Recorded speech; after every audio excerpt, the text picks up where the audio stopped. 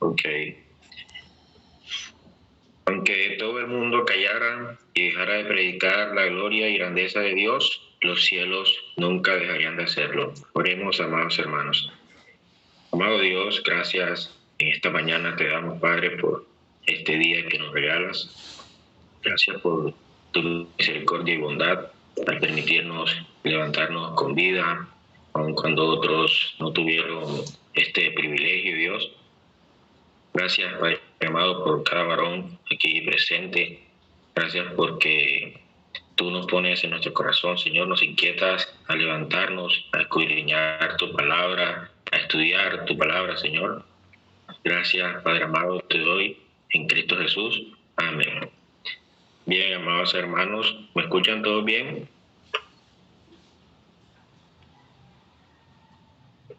¿Sí me escuchan todos bien? Sí, mi hermano, sí. Sí. Me escucho bien. Ok, bien. Bien, mis amados hermanos, como decía el pastor, hoy pues me corresponde el Salmo 19. Y pues bueno, quisiera pues dividir este salmo en dos puntos. El primero sería el mensaje de los cielos y el segundo, el mensaje de la palabra de Dios.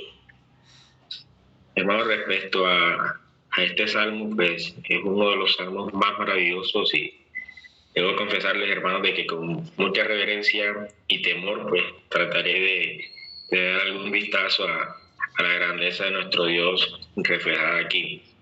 En cuanto a la primera parte, el mensaje de los cielos, podemos hallar que este mensaje es amplio. Miremoslo de la siguiente forma. ¿Hay alguien que alguna vez haya podido descifrar o medir el grande del cielo? Pues empezando por esto, quedamos sin respuesta alguna. Pues de esa misma forma, podemos nosotros decir entonces que si es grande los cielos y el firmamento, imaginemos cuánto más grande es el creador de ellos. Entonces, para este primer punto, voy a utilizar los primeros 4 versículos. Leo para ustedes. Los cielos cuentan la gloria de Dios y el firmamento anuncia la obra de sus manos. Un día emite palabra a otro día y una noche a otra noche declara sabiduría. No hay lenguaje ni palabras, ni es oída su voz.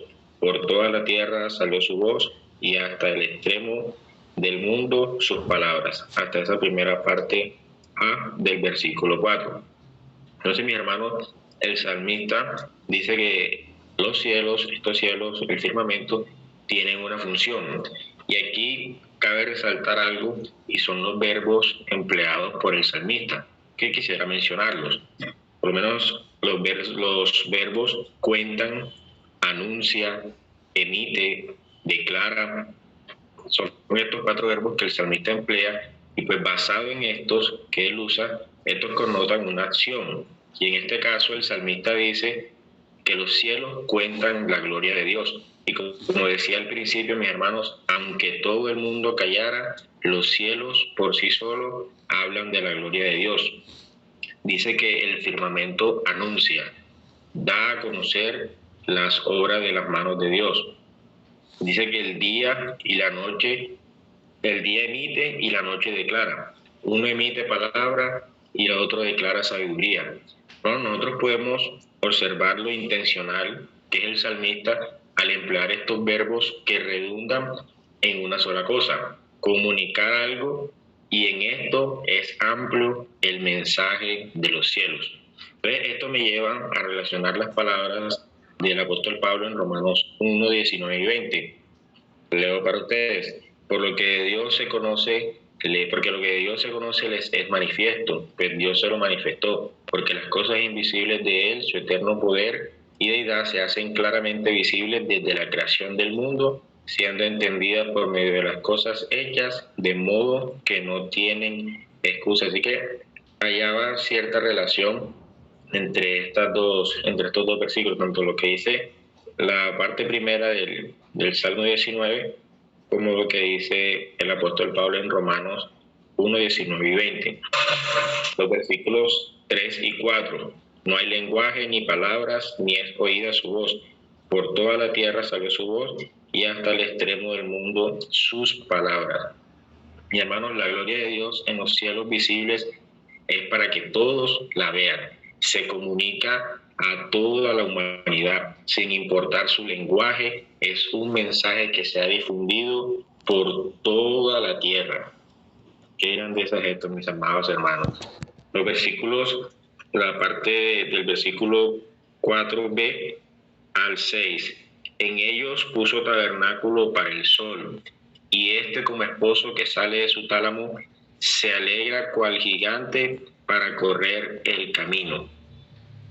Leo el 6. De un extremo de los cielos es su salida y su curso hasta el término de ellos, y nada hay que se esconda de su calor. Dios en su grandeza le ha asignado un lugar al sol para su morada y un camino también para que éste lo recorra.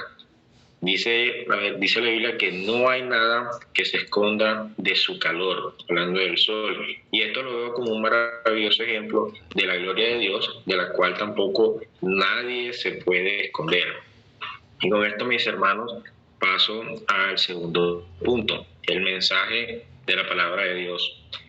Y en cuanto a esto, mis hermanos, pues el salmista da una maravillosa descripción del carácter glorioso de la palabra de Dios, y específicamente la describe de 6 formas. La describe como la ley de Jehová, el testimonio de Jehová, los mandamientos, el precepto, el temor y los juicios de Jehová. Leeré para ustedes los versículos del 7 al 9. La ley de Jehová es perfecta, que convierte el alma. El testimonio de Jehová es fiel, que hace sabio al sencillo. Los mandamientos de Jehová son rectos, que alegran el corazón. El precepto de Jehová es puro, que alumbra los ojos. El temor de Jehová es limpio, que permanece para siempre. Los juicios de Jehová son verdad, todos justos. Hermanos, aparte de que el salmista da una descripción de lo que es el carácter de la palabra de Dios, además de esto, él añade algunas cualidades al mensaje de la palabra de Dios y también menciona algunos efectos que estos producen. Aquí a continuación voy a aclarar un poco esto.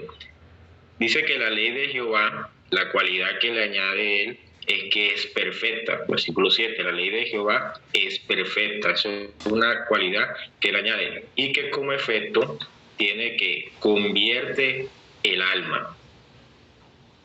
La otra que vemos es que el testimonio de Jehová tiene como cualidad que es fiel y como efecto tiene que hace sabio al sencillo. Los mandamientos de Jehová tienen como cualidad que son rectos, que su efecto es que alegra el corazón. Dice que el precepto de Jehová como cualidad tiene que es puro y que su efecto es que alumbra los ojos. El temor de Jehová tiene como cualidad que es limpio y su efecto es que permanece para siempre. Y los juicios de Jehová cuentan con 2 cualidades, y es que estos son verdad y son justos. Los juicios de Jehová son verdad y son justos. Entonces, mis amados hermanos, añadido a esta cosa también, a estas cualidades, a estos efectos que el que el salmista da, vemos también que el salmista dice algo maravilloso en los versículos 10. Dice, deseables son más que el oro y más que mucho oro afinado, y dulce más que miel y que la que destila el panal. El salmista dice que el mensaje de la palabra de Dios es deseable, incluso más que el oro. En el versículo 11 dice que esto le amonesta. Dice que la palabra le amonesta. Y también allí, en el versículo 11, parte B, dice, en guardarlos hay grande galardón. Entonces, el salmista mira 3 cosas. Que el mensaje de la palabra de Dios es algo deseable, dice que esto le amonesta, y dice que en guardar hay grande galardón. Seguimos adelante, mis hermanos, versículos 12 y 13. Dice, ¿quién podrá entender sus propios errores? Líbrame de los que me son ocultos. Preserva también a tu siervo de las soberbias, que no se enseñoreen de mí, entonces seré íntegro y estaré limpio de gran rebelión. Hayamos también unas peticiones especiales por parte del salmista. Ya en los versículos anteriores, David había reflexionado sobre las cualidades y efectos que se encuentran en la palabra de Dios y en la gran recompensa que se encuentra al obedecerla. Esto entonces le hizo reflexionar sobre los tiempos y las formas en que había ignorado las advertencias y no había cumplido la palabra de Dios. Entonces, por lo que él dirá, líbrame de los que son ocultos, diciendo, ¿quién podrá entender sus propios errores? Entonces, David hizo esta oración sabiamente, sabiendo que él no podía saber cuántos errores cometió ante Dios, pero él necesitaba ser limpiado incluso de los pecados que le eran ocultos a él mismo. Quisiera dar una nota en cuanto a esta expresión de los que me son ocultos, y algo pues obviamente muy personal, de los que cometí y olvidé, de aquellos de los que no me he arrepentido, de los que se han cometido en mi corazón pero no se han puesto en práctica en mi vida, de los que cometí sin saber que eran pecados de ignorancia, y de los que he cometido en privado, por los que me avergonzaría si se hicieran públicos. Amados hermanos, al igual que David, debemos nosotros entrar y hacer esta oración. Que nos libre el Señor de todos aquellos pecados que son ocultos en nuestra vida. Pues hermanos, este salmo nos enseña a orar no solamente para limpiarnos de pecados ocultos, sino también pidiendo preservación de los pecados soberbios. Versículo 13, preserva también a tu siervo de las soberbias, que no se enseñoreen de mí. Mi hermano, estos pecados soberbios no es más que otra cosa que pecados nacidos de nuestro orgullo, incluso de nuestra autoconfianza. El Señor nos preserve y nos guarde de todo esto. Versículo 14. Sean gratos los dichos de mi boca y la meditación de mi corazón delante de ti, oh Jehová, roca mía y redentor mío. Finaliza el salmista con esta maravillosa oración. Mis hermanos, esto era lo que había preparado para todos ustedes. Entonces, oraré, mis amados hermanos, y ya al final pues los aportes y eso para que quede toda en la grabación. Amado Dios, una vez más ante ti estamos expuestos, una vez más ante ti fuimos confrontados, edificados por tu palabra. Te pido en Cristo por cada varón aquí presente en esta mañana, Dios. Te pido que seas tú guardando su día, su entrada, su salida, Señor. Que seas tú cada día guiando cada paso que demos, Padre amado. Gracias por tu palabra, gracias por ese privilegio que tenemos de acercarnos a ella en humildad, Señor. Gracias, Padre amado, te doy en Cristo Jesús. Amén.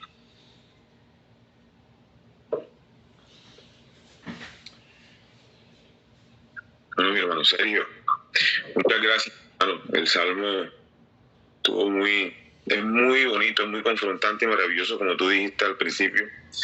Y a mí me llama mucho la atención entre los versículos 12 y 13, cuando él dice, ¿quién podrá entender sus propios errores? Líbrame de los que me son ocultos.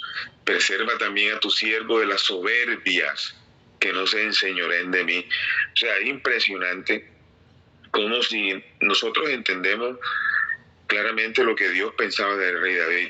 Sabemos que era un hombre que estaba sujeto a las mismas pasiones a las cuales tú y yo estamos sujetos todos nosotros, pero él tiene, a pesar de que él sabe que le ha fallado a Dios, de que ha cometido errores, incluso que él no conoce, él le pide al Señor que lo libre de la soberbia. Y es que hay algo tan particular, mi hermano, es que cuando una persona está pecando, está en pecado, y no obra en él el arrepentimiento, viene la soberbia. Entonces, él le está rogando al Señor que esa soberbia nunca se enseñoree de él. Es como si se le endureciera el corazón. O sea, me impactó esta parte y de verdad debemos darle gracias a Dios porque en nuestra iglesia local nosotros somos beneficiados de su santa palabra y ella es la que ha tumbado y nos ha convencido de lo que nosotros debemos hacer delante del Señor, mi hermano. De verdad que me impactó mucho esta parte del Salmo. Muchas gracias, mi hermano. Amén, hermano. Sergio, también agradecerte y bueno, hacer de pronto también ahí o resaltar o hacer hincapié en ese cambio que hay en el tono, el mensaje del salmista. Pasar esos primeros versículos de hablar de la revelación general, la revelación especial, a específicamente hablar de la condición de su corazón, es bastante extraño. O sea, pudiera generar a uno cierta duda, como si no hiciera parte del salmo que estás leyendo al comienzo, que se está leyendo por el tono, por el mensaje, por el contenido mismo. En esa otra parte en que él habla ya de su corazón, como decía Yuri también ahora de la soberbia. O sea, ese cambio que hay en el mismo salmo, del tono y del mensaje, puede ser un poquito confuso, puede generar confusión, ¿no crees? Sí, de hecho lo había visto así, y de hecho pues pensaba que eran como dos libros diferentes o dos presentaciones de Dios, algo así. ¿Y a qué conclusión llegaste de por qué están los dos en un mismo salmo? O sea, son dos contenidos en un mismo salmo. Bueno, pastor, le digo, no llegué a esa conclusión porque, como decía al principio, con mucho temor y temblor estaba leyendo este salmo. ¿Y por qué? Eso me dejó bastante confuso.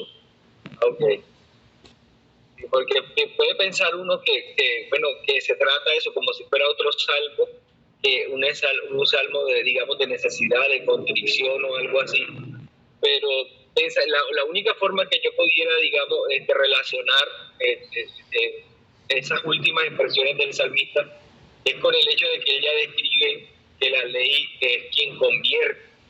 Entonces, él reconoce como si delante de él tuviera la majestad de Dios expresada en el firmamento, en la naturaleza, en la revelación general, y también tiene la escritura que es la que purifica, convierte, transforma, y luego aterriza en él como diciendo, él está enfrente de estas dos verdades, de estos dos medios de revelación.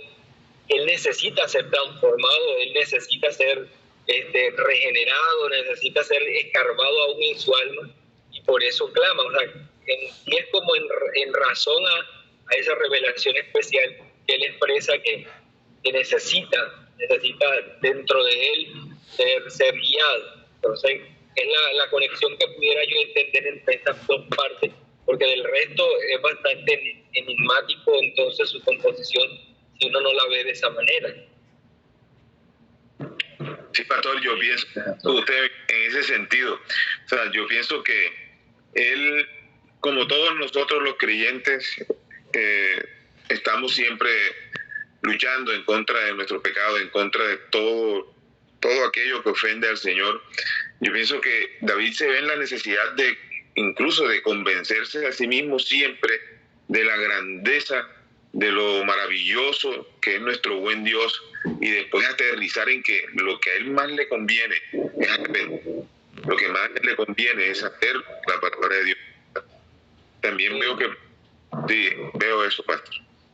Sí, y creo que ahí el punto, el versículo clave para conectar esto es cuando el salmista dice, tu siervo es amonestado con ellos. O sea, él expresa primero, los cielos cuentan la gloria, después habla de los testimonios, los estatutos, la ley, y dice, tu siervo es amonestado, y ahí empieza la oración. Entonces quiere decir que él reconoce que la revelación especial es lo único que puede transformar su corazón, porque el firmamento, el cielo, lo que hace es anunciar de la grandeza del Señor, mas no transformar el corazón. Y eso también me pareció muy impactante, Sergio, el que tú hablabas de la extensión que hay en el firmamento. El que hablar de la revelación general es hablar de de lo extensiva que es, más bien de lo inmensa que es. O sea, el Señor no se contuvo en cuanto a la revelación general, porque ella es totalmente extensa. Cuando hablamos de la revelación especial, ya es un poco específica, son tus mandamientos, son tus estatutos. Entonces, la una es muy grande, pero no transforma el alma, hablando de la revelación general, pero la revelación especial es más corta en el sentido, en comparación con la general, pero es la que transforma, es la que regenera. Por eso nadie puede ser transformado aparte de la palabra del Señor. Pastor, ¿Sí? Pastor, yo quería nomás añadirle eso que está diciendo. En el salmo comienza, en los cielos cuentan la gloria de Dios. O sea, es tan grande, si nosotros nos ponemos a ver, o sea, todo lo que Dios creó, nada más alcanzamos a ver a simple vista los cielos y eso, pero cuando usted se mete a investigar el universo tan inmenso que hay, o sea, y con todo eso no nos convertimos por lo que podemos ver o por lo que los científicos investigan a profundo. No cambia nadie. Pero usted ve cómo cambia David después, donde dice que la ley de Jehová es perfecta, que convierte el alma. Él está diciendo ahí que su palabra, o sea, es más grande todavía que la misma creación que él hizo. O sea, cómo él cambia, no sé si me entendió ahí. Sí, yo pensaría que sí, Jonathan, que si uno lo pondría de cuál es la limitación de los cielos, que la limitación de los cielos es que no transforma. En cambio, ¿cuál es el poder de la palabra? Que la palabra transforma, o sea, la palabra hace lo que los cielos no hacen. Exacto, que incluso la palabra que él nos dejó ya, o sea, transforma más que inclusive la creación, que todo el mundo la está viendo, pero no, eso no hace que las personas se conviertan a él. O sea, una cosa de loco. Sí, así es. Moisés también iba a decir algo. Sí, pastor, que bueno, si yo creo que si hay un elemento que pueda, digamos, hilar todas las ideas es cómo se manifiesta la palabra de Dios, ¿no? Porque los primeros versículos hablan acerca de la creación y particularmente el 4 dice: por toda la tierra salió su voz y hasta el extremo del mundo sus palabras, ¿no? Y está hablando de su palabra creadora, ¿no? Entonces los primeros versículos hablan de cómo su palabra fueron manifestadas para crear todo lo que existe, y luego su palabra en la ley, manifestada en la ley de Dios, y los últimos versículos hablan de su palabra, bueno, de la ley de Dios y cómo el hombre se beneficia con ella, ¿no? Pero luego habla acerca de sí mismo, ¿no? De cómo su palabra lo beneficia a él y lo puede transformar a él particularmente. Entonces creo que si hay alguna idea que pueda hilar todo es cómo se manifiesta la palabra de Dios en la creación, en la ley y particularmente en su propia vida, ¿no? Excelente. Pastor, yo quisiera agregar algo corto, espero, y es como una ruta. O sea, nosotros aprendimos por medio de la confesión lo que es la libertad de conciencia. Pero esta libertad de conciencia no es más que ajustarnos a los estatutos y a los mandatos de Dios. Entonces la ruta práctica sería que nosotros nos enfrentamos a la creación como un primer acercamiento a un Dios gigante, inmenso, por el cual solo podemos caminar sus bordes por medio de sus estatutos, de su palabra, la ley. Pero solamente cuando nosotros tenemos la ruta del estudio y del enfrentarnos continuamente a su palabra, nosotros vamos alimentando nuestra conciencia para que ella pueda ser transformada. De manera que cuando yo tenga que tomar decisiones en mi vida práctica y en mi adoración, yo ya tengo la revelación especial de Dios para hacerlo conforme a lo que Él me manda, que es un adorador en espíritu y en verdad. Entonces, si no hay exposición, estudio, dedicación, no hay crecimiento y conocimiento. Yo diría que es como la ruta por la cual nos quiere llevar el salmista. Así es, mi hermano. De acuerdo también con lo que acabas de decir. Creo que se exalta la grandeza de la palabra, la necesidad también de la palabra en la vida del creyente, ahí topado con las palabras del salmista. Sin duda, sí. Es un salmo maravilloso, como decían todos, y como expresaba también nuestro hermano Sergio al comienzo. Salmo maravilloso. Muchas gracias, Sergio. No sé si alguno quiere decir algo más, los minutos que nos faltan.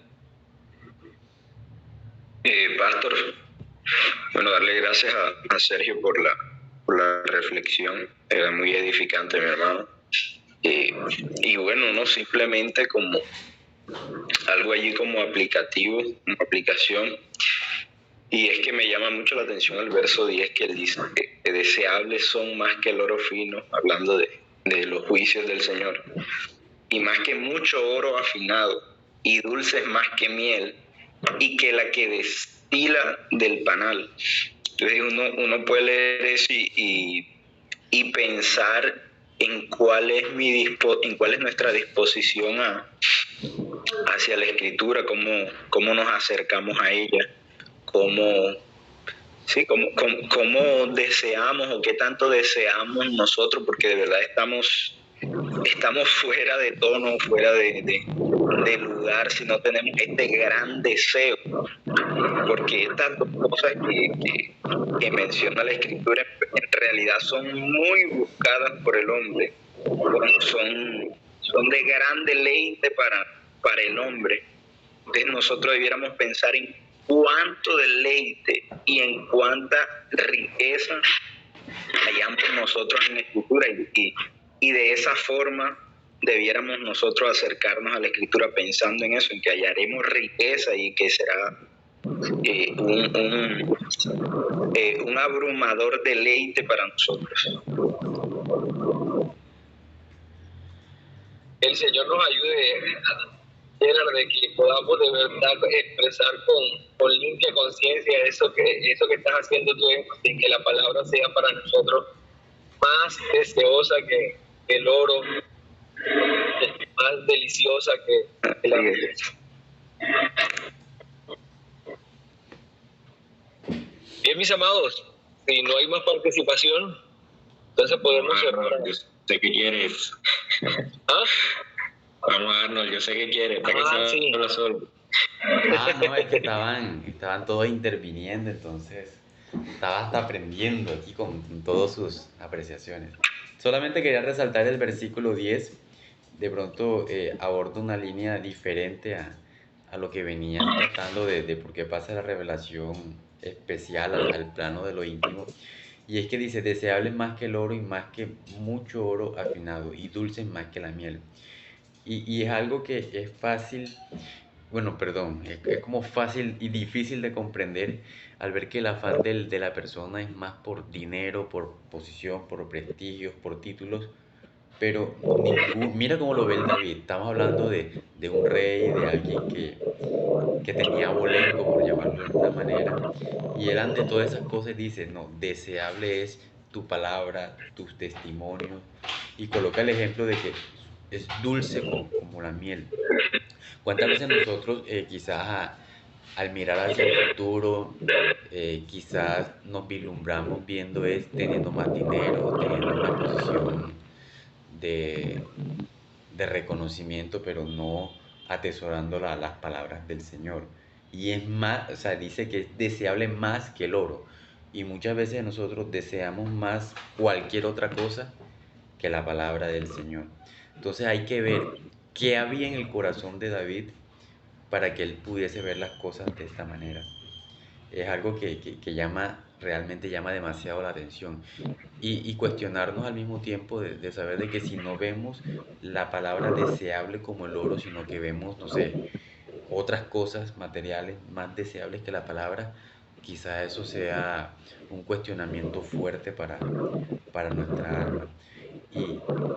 Y entender de que no en vano lleva el título de aquel que tuvo el corazón como el del Señor. Gracias. Gracias, hermano. Excelente. Bueno, mis hermanos, hermoso salmo, que nos ayuda entonces a seguir meditando en él. Bueno, un feliz resto de día a todos.